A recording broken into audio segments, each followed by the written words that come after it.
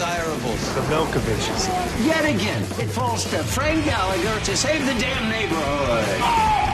Hey, fun! Woo! What could be more fun than that?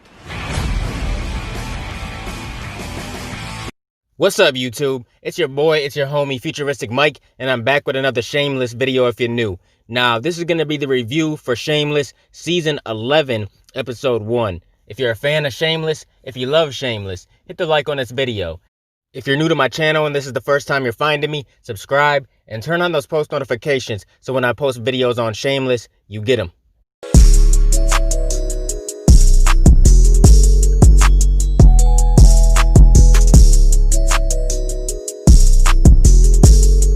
Now, I just got done watching Shameless, the premiere for Season 11.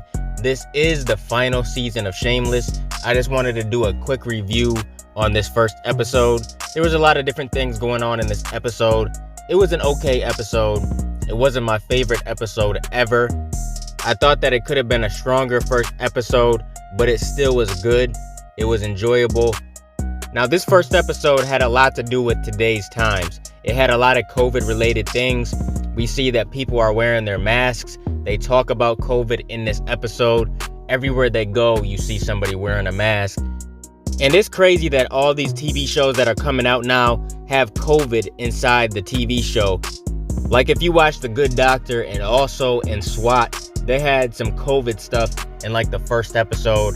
And then you catch people wearing masks and stuff. And it's just so crazy because we're really dealing with this. And TV shows are fictional. You know, they're not real, the stuff that goes on.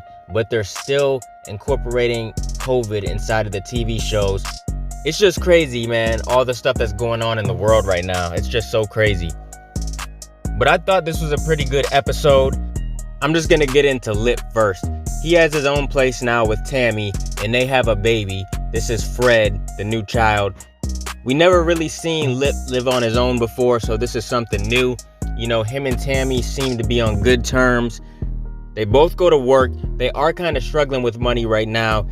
But what couple that just had a baby doesn't struggle with money? You know what I mean? So it's normal for them to be struggling. We see Lip. He seems kind of frustrated with things right now because he's trying to fix up the place and he's trying to make it brand new. Tammy still works at the salon or wherever she worked before. And Ian and Mickey are married. They've been married for 6 months.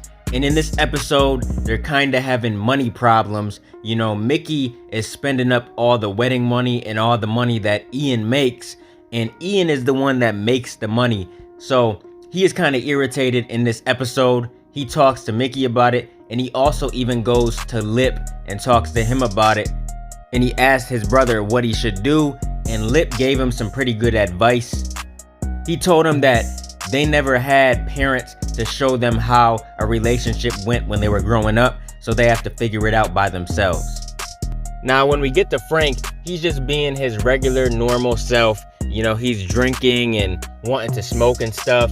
And we see that Kevin and Veronica are selling weed now because weed is legal in Chicago. I was actually just in Chicago not that long ago, back in like, I think it was July or August. And there was people walking down the street and they were just smoking blunts, walking down the street and stuff. It's literally legal. You can do whatever you want when it comes to marijuana in Chicago. You can do whatever. So we seen that Kevin and V, they're selling marijuana. You know, they're selling edibles, gummies and stuff. And they're doing it inside of their bar. And I thought it was so funny because they even had their daughter roll up some joints. And I thought that was pretty hilarious. I got a good laugh out of that. But Frank comes into the bar, and of course he's trying to get some free samples out of them, some joints or some brownies or whatever, and they're not having it. Oh, and Kevin still has his little workout business, that place in the back of the bar where he has people come and work out and get fit. Now, I thought one part at the end was pretty disgusting and it really caught me off guard. Those two guys that always come in the bar, I can't remember their name right now. I never remember their names, but they started eating some brownies. One of the dudes was like, no, I'm not gonna do that. You know, I'm not gonna smoke weed or eat any edibles, but they talked him into doing it. So he ate like 4 brownies and the other dude ate like 3 brownies. Well, they have to go to the bathroom. They're so damn high and they start looking at each other like they literally want to do something with each other. Then we see one of the guys go into the stall and the other dude follows him, and we know what happened. And it's just crazy because I never seen that coming. Like, what? Really? But yeah, Frank was in the bar. He was just being his normal self. You know how he is, man. He loves to drink, loves to smoke, and loves to preach to people and just speak about things that's going on in the city. And that's what he was doing, man. He was in there getting messed up. Now let's talk about Carl.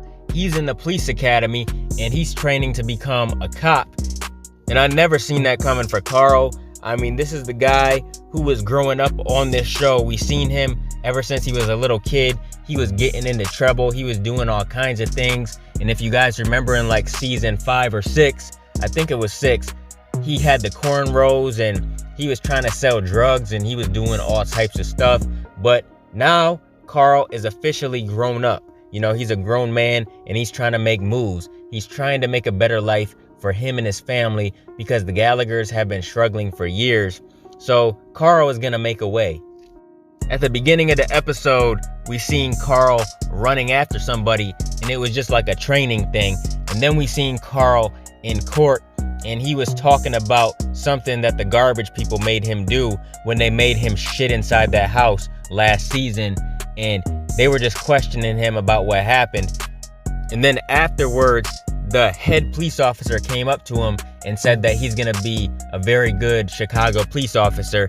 And then towards the end of the episode, when everybody meets up at Lip's house, you know, Carl walks in with his uniform. So now he's gonna officially be a police officer. Now let's get to Debbie. She had the most interesting story probably in this episode, and she is like a sex offender now. I know you guys remember last season what happened to her with Julia. Debbie met that one woman at the bar or whatever, and they started seeing each other and kind of dating. Well, Debbie had this woman literally buying her stuff and just leaving her money and stuff. And the woman's daughter really liked Debbie. So Debbie, I think she slept with her or kissed her or something. I'm trying to remember because it's been a while since I've seen season 10. But Debbie did something with this Julia woman. And Debbie told her straight up that she didn't like her like that. And this chick literally got mad and said that Debbie raped her or something. And now Debbie has a sex offender picture online, in the newspaper, and everywhere. She was working at some old lady's house, and the old lady came outside like, "You gotta get out of here. Is this you online?" And they showed her mugshot or her picture, and she looked rough. But it was funny because at one part, Debbie's girlfriend, Sandy Milkovich, says, "Look, you look hot in that sex offender picture." Debbie calls and tries to get the picture removed, but she can't. They won't do it. But they do change the age of Julia because they put 7 years old on the website, which is a complete lie. She was 17 years old, so they changed it. And then Sandy made like an Instagram account for Debbie. And I guess she was blowing up on the gram and people wanted to hire her and stuff. They thought she was cool. I just thought Debbie's storyline was pretty interesting. Now, they didn't show Liam in this episode. They just showed him a little bit at the beginning when Frank was getting recorded by that dude and he was telling fake stories saying that the Gallaghers did everything in the city. And every time it showed, like back in the day, black and white, it showed like Lip, Carl, Ian, or like one of the other Gallaghers, and their head was on somebody else's body. And it was funny because you could tell it was photoshopped. But we seen Liam too at one part, and I think that's the only time we seen him. But I'm not going to go on too much about this episode. Just wanted to give a quick review. I thought it was a decent episode. It wasn't my favorite episode ever. I hope the next one is better. I love this show though. I definitely love Shameless. I really like a lot of Showtime shows. It's sad that this is the final season, but not everything can last forever, so it had to end at one point. But yeah, it was a good episode. I'll be back for the episode review on episode 2. Keep supporting your boy, and I'll be continuing to bring y'all Shameless content in the future. Make sure you guys like, comment, and subscribe, and smash that notification bell so you can never miss a video. Hope you guys enjoyed the video. Let me get out of here, y'all. It's your boy FuturisticMike, and I'll talk to you on the next one. I'm out. Peace.